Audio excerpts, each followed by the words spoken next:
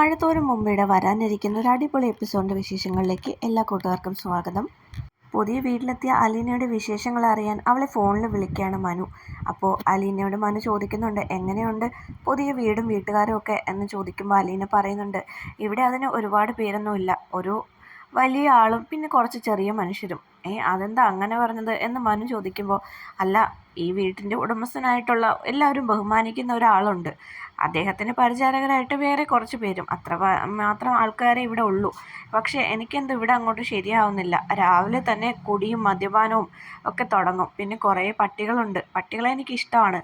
പക്ഷേ എന്തോ എനിക്ക് എൻ്റെ വീടിനെ എനിക്ക് ഒരുപാട് മിസ് ചെയ്യുന്നുണ്ടെന്ന് അലീന പറയാണ്. അപ്പോൾ മനു പറയുന്നുണ്ട്, ഞാൻ അങ്ങോട്ട് വന്നാലോ തന്നെ ഒന്ന് കാണാൻ എന്ന് ചോദിക്കുമ്പോൾ അലീന പറയുന്നുണ്ട്, അതിനെന്താ മനുവേട്ടൻ വന്നോളൂ, അല്ല വഴിയൊക്കെ അറിയോ എന്ന് ചോദിക്കുമ്പോൾ മനു പറയുന്നുണ്ട്, അത് നീ ലൊക്കേഷൻ എനിക്ക് വാട്സപ്പിൽ അയച്ചാൽ മതി, ഞാനത് നോക്കി വന്നോളാം എന്ന് പറയാണ്. അങ്ങനെ അലീന അവന് വാട്സപ്പിൽ ലൊക്കേഷൻ അയച്ചു കൊടുക്കുന്നുണ്ട് കേട്ടോ. എന്നിട്ട് ഞാൻ എന്തായാലും ഇവിടുത്തെ സാറിനോടൊന്ന് ചോദിച്ചു നോക്കട്ടെ, എന്നിട്ട് പറയാം എന്ന് പറയാണ്. അപ്പോൾ മനു പറയുന്നുണ്ട്, അത് കൊള്ളാം, ലൊക്കേഷനൊക്കെ അയച്ചു തന്നിട്ടാണോ ഇനി അനുവാദം വാങ്ങാൻ പോകുന്നത്, ഞാൻ എന്തായാലും നാളെ തന്നെ അങ്ങോട്ടേക്ക് വരികയാണ് എന്ന് പറയാണ്. അപ്പോൾ അലീന പറയുന്നുണ്ട്, ഷോ മനുവേട്ട അതല്ല, അതൊരു മര്യാദയല്ലേ എന്ന് ചോദിക്കുകയാണ്. ശരി ശരി എന്ന് പറഞ്ഞ് മനു ഫോൺ വെക്കുന്നു. അതിനുശേഷം എന്തായാലും പിറ്റേ ദിവസം അലീനയെ കാണാൻ വേണ്ടി മനു അങ്ങോട്ടേക്ക് ചെല്ലുകയാണ്. സ്റ്റാൻലി ബിസിനസ് ആവശ്യത്തിന് പുറത്ത് പോയിരിക്കുന്നത് കൊണ്ട് അവൾക്ക് ആ ദിവസം അനുവാദം വാങ്ങാൻ കഴിഞ്ഞിട്ടുണ്ടായിരുന്നില്ല. പിറ്റേ ദിവസം രാവിലെയാണ് അലീന സ്റ്റാൻലിയോട് ഈ കാര്യം പറയുന്നത്. സ്റ്റാൻലിക്ക് പക്ഷേ അത് ഒട്ടും ഇഷ്ടപ്പെടുന്ന ഒരു കാര്യമല്ലായിരുന്നു. കാരണം വൈജയന്തിയുടെ ബന്ധുവാണ് ഈ മനുശങ്കർ എന്നുള്ള കാര്യം സ്റ്റാൻലിക്ക് അറിയാം. അതുകൊണ്ട് തന്നെ മനുശങ്കറും അലീനയെ കാണാൻ വരുന്നത് സ്റ്റാൻലിക്ക് തീരെ താല്പര്യമുണ്ടായിരുന്നില്ല. പക്ഷേ അത് അവളെ വിഷമിപ്പിക്കണമെന്ന് വിചാരിച്ചിട്ട് അത് പുറത്ത് കാണിക്കാതെയാണ് സ്റ്റാൻലി നിൽക്കുന്നത്. മനു വരുമ്പോൾ നല്ല രീതിയിൽ തന്നെ സ്റ്റാൻലി മനുവിനെ സ്വീകരിക്കുന്നുണ്ട്. എന്നിട്ട് വിശേഷങ്ങളൊക്കെ ചോദിക്കുന്നു, ബിസിനസ്സിൻ്റെ കാര്യങ്ങളെല്ലാം സംസാരിക്കുകയും ചെയ്യുന്നുണ്ട്.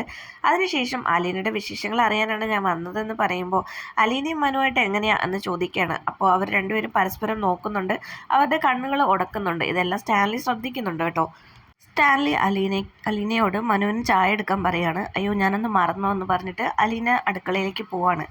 ഈ സമയം സ്റ്റാൻലി മനുവിനോട് ചോദിക്കുന്നുണ്ട്, അല്ല ബിസിനസ്സൊക്കെ നല്ല രീതിയിൽ പോവാണല്ലോ, ഇനിയിപ്പോൾ വിവാഹത്തെ പറ്റിയൊക്കെ ആലോചിക്കുന്നില്ലേ എന്ന് ചോദിക്കുന്നുണ്ട്.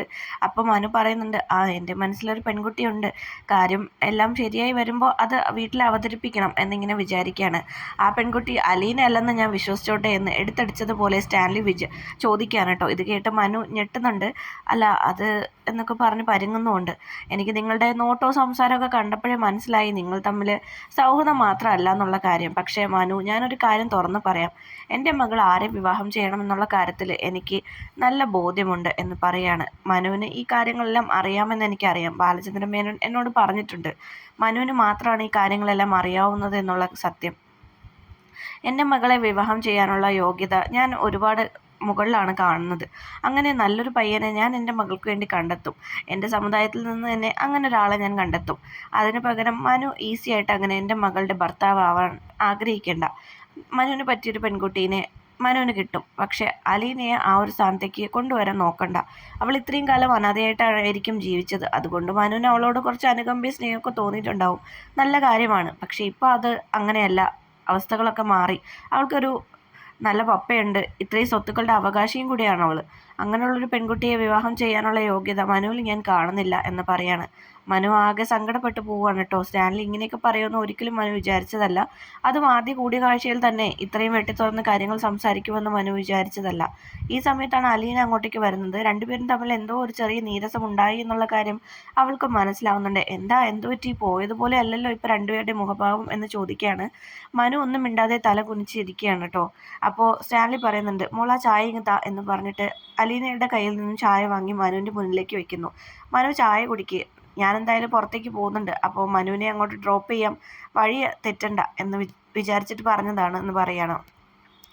അപ്പോൾ മനു പറയുന്നുണ്ട്, എനിക്ക് വഴി തെറ്റത്തില്ല, ഇങ്ങോട്ട് ആദ്യമായിട്ട് വന്നപ്പോൾ പോലും തെറ്റിയില്ലല്ലോ, ഇനി എന്തായാലും വഴി തെറ്റാൻ പോകുന്നില്ല എന്ന് മനു ഉള്ളിൽ വെച്ചുകൊണ്ട് പറയുകയാണ്. ശേഷം അലീനയോട്, അലീന ഞാൻ ഇറങ്ങുകയാണെന്ന് പറഞ്ഞിട്ട് മനു അവിടെ നിന്ന് ഇറങ്ങുന്നു. അലീനയ്ക്ക് ആകെ വിഷമാവാണ്. എന്താണ് രണ്ടുപേരും തമ്മിൽ സംസാരിച്ചതെന്നോ എന്ത് പറ്റിയിട്ടാണ് മനുവേട്ടൻ ഇപ്പോൾ പെട്ടെന്ന് ഇറങ്ങി പോകുന്നതെന്നോ അവൾക്ക് മനസ്സിലായില്ല. എന്തായാലും അവൾ ഫോണിൽ ഒരുപാട് തവണ വിളിച്ചു നോക്കുന്നുണ്ട്. പക്ഷെ മനു ഫോൺ എടുക്കുന്നില്ല. അപ്പോൾ സ്റ്റാൻലിയോട് അലീന ചോദിക്കുകയാണ്, സാർ എന്തെങ്കിലും പറഞ്ഞായിരുന്നോ എന്ന് ചോദിക്കുമ്പോൾ ഞാനൊന്നും പറഞ്ഞില്ല, ഞാൻ അവൻ്റെ ബിസിനസ് കാര്യങ്ങളൊക്കെ സംസാരിച്ചുകൊണ്ടിരിക്കുകയായിരുന്നു. പെട്ടെന്ന് എന്തോ മൂഡ് ഓഫ് വന്ന്, എന്തോ കോൾ വന്ന് മൂഡ് ഓഫ് ആയി പോയതാണ്, എന്താണെന്ന് എനിക്കറിയില്ല എന്ന് പറയുകയാണ്.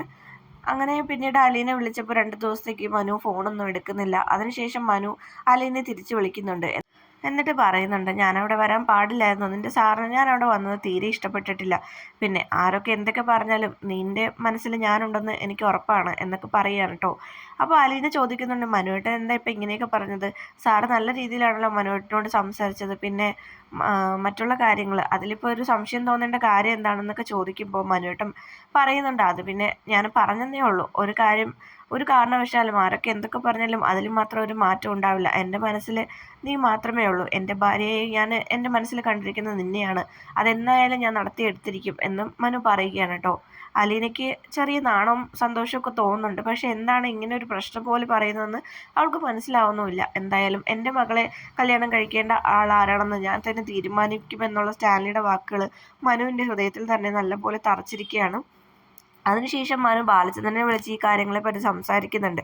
അപ്പോൾ ബാലചന്ദ്രൻ പറയുന്നുണ്ട്, അയാൾ തെറ്റ് പറയാൻ പറ്റില്ല, കാരണം ഇത്രയും സ്വത്തുക്കളുടെ അവകാശിയും ഒക്കെ ആയിട്ട് അയാളുടെ അമ്മയുടെ അതേ മുഖച്ഛായുള്ള സ്വന്തം മകള്, അവളുടെ ആധിപത്യം തനിക്കാണ് എന്നുള്ളൊരു ചിന്ത അയാൾക്ക് പെട്ടെന്ന് ഉണ്ടായി കാണും. അതുകൊണ്ടായിരിക്കും പെട്ടെന്ന് ഒരാൾ അങ്ങനെ കയറി വന്നപ്പോൾ അങ്ങനെയൊക്കെ പറഞ്ഞത്. മാത്രമല്ല വൈജയന്തിയുടെ ബന്ധവും കൂടിയാണല്ലോ മനു, അതുകൊണ്ടായിരിക്കും ആ ഒരു വെറുപ്പ് അയാൾ കാണിച്ചത്. അതൊന്നും കാര്യമാക്കണ്ട. എന്തായാലും അലിനയ്ക്ക് മനുവിനെ ഇഷ്ടമാണെങ്കിൽ ആ വിവാഹം തന്നെയല്ലേ നടക്കുകയുള്ളൂ എന്ന് പറയുകയാണ്. അപ്പം മനു പറയുന്നുണ്ട്, അതിനൊരുപാട് തടസ്സങ്ങളുണ്ട്. അതിലിപ്പോൾ ഏറ്റവും വലിയ തടസ്സം അലീനയുടെ പപ്പ തന്നെയാണ്.